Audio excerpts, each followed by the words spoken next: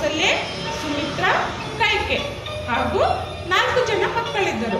ಅವರು ರಾಮ, ಲಕ್ಷ್ಮಣ, ಭರತ, ಶತ್ರುಘ್ನ.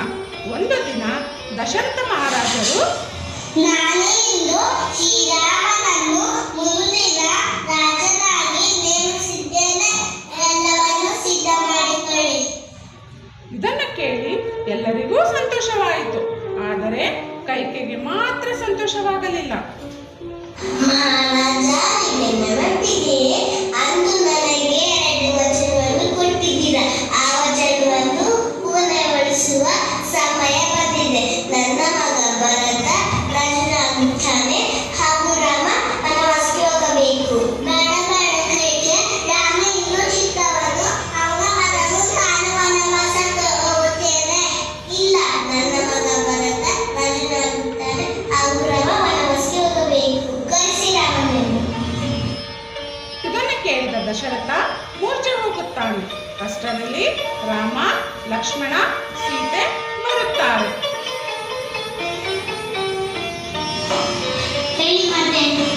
ನಿಮ್ಮ ತಂದೆಯ ಆಜ್ಞೆಯಂತೆ ಭರತನಿಗೆ ಪಟ್ಟಾಭಿಷೇಕ.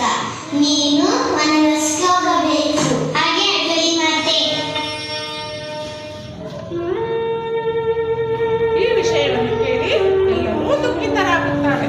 ರಾಮನನ್ನು ಬಿಡಲಾರದೆ ಅವರ ಜೊತೆ ಸೀತಾ ಮತ್ತು ಲಕ್ಷ್ಮಣ ಅವರೊಡನೆ ವನವಾಸಕ್ಕೆ ಸಾಗುತ್ತಾರೆ.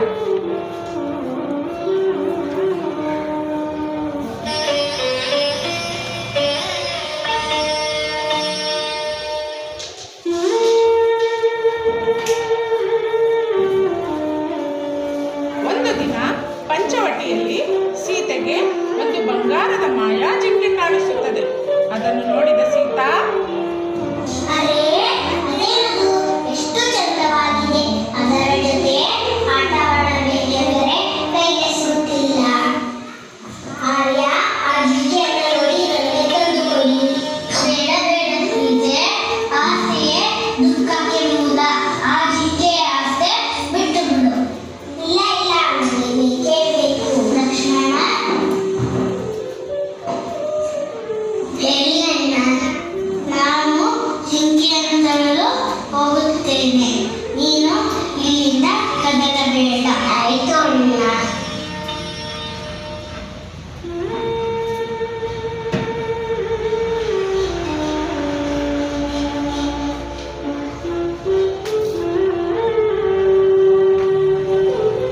ತರಲು ಹೋದ ರಾಮನು ತುಂಬಾ ಸಮಯವಾದರೂ ಹಿಂತಿರುಗಿ ಬರಲಿಲ್ಲ.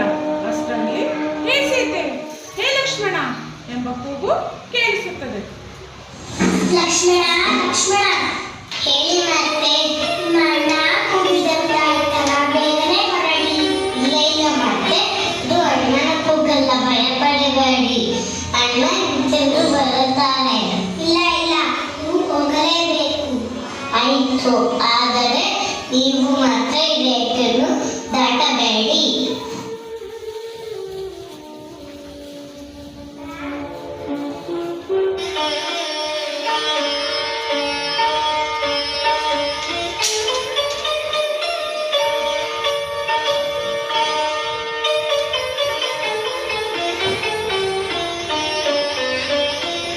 ಇದನ್ನು ಕೇಳಿಸಿಕೊಳ್ಳುತ್ತಿದ್ದ ರಾವಣನು ಸೀತೆಯನ್ನು ಅಪಹರಿಸಲು ಒಬ್ಬ ಮುನಿಯ ವೇಷದಲ್ಲಿ ಬರುತ್ತಾರೆ.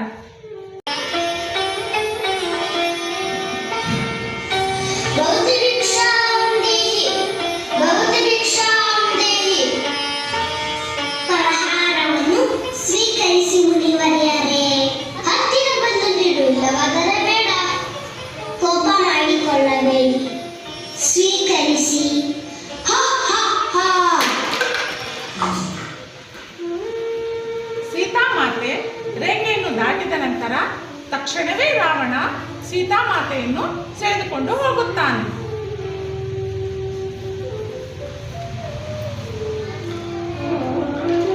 ಇದನ್ನು ಕಂಡ ಜಟಾಯು,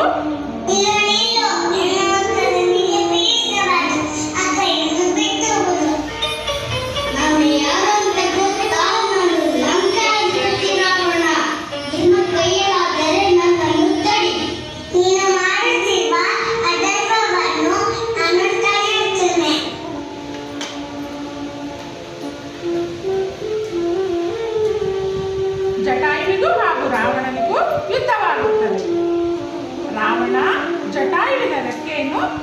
ಕಳಿಸುತ್ತಾನೆ.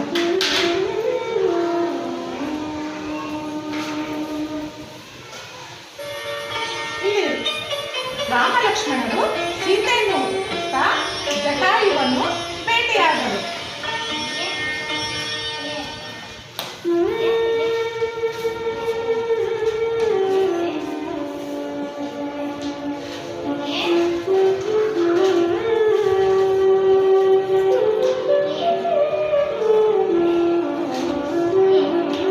ಆಗ ಜಟಾಯು ರಾವಣನು ಸೀತೆಯನ್ನು ಅಪಹರಿಸಿದ ವಿಷಯವನ್ನು ತಿಳಿಸುತ್ತಾನೆ.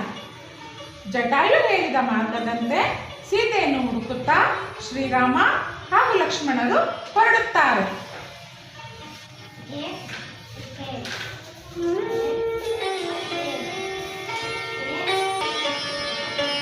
ಸೀತಾನ್ವೇಷಣದಲ್ಲಿ ರಾಮ ಲಕ್ಷ್ಮಣರು ಹನುಮನನ್ನು ಭೇಟಿಯಾಗುತ್ತಾರೆ.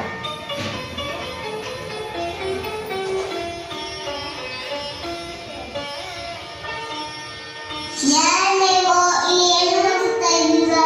ನಾನು ಲಕ್ಷ್ಮಣ, ಇವರು ನಮ್ಮಣ್ಣ ಶ್ರೀರಾಮ. ನಾವು ನಮ್ಮ ಸೀತೆ ಮಾತನ್ನು ಹುಡುಕುತ್ತಾ ಬಂದಿದ್ದೇವೆ. ನನ್ನದೇ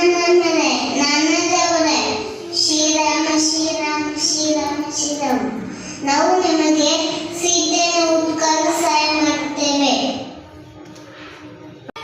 ರಾಮ ಲಕ್ಷ್ಮಣರು ವಾನರ ಸೈನ್ಯದ ಸಹಾಯದಿಂದ ರಾವಣನ ಮೇಲೆ ಯುದ್ಧವನ್ನು ಮಾಡುತ್ತಾರೆ.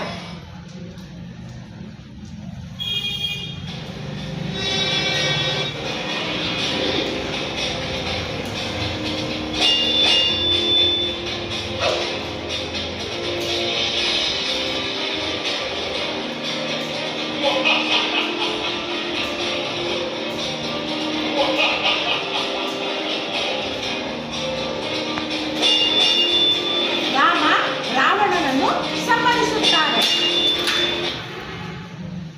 ಸೀತೆಯನ್ನು ರಕ್ಷಿಸಿ ಅರಮನೆಗೆ ಕರೆದೊಯ್ಯುತ್ತಾರೆ.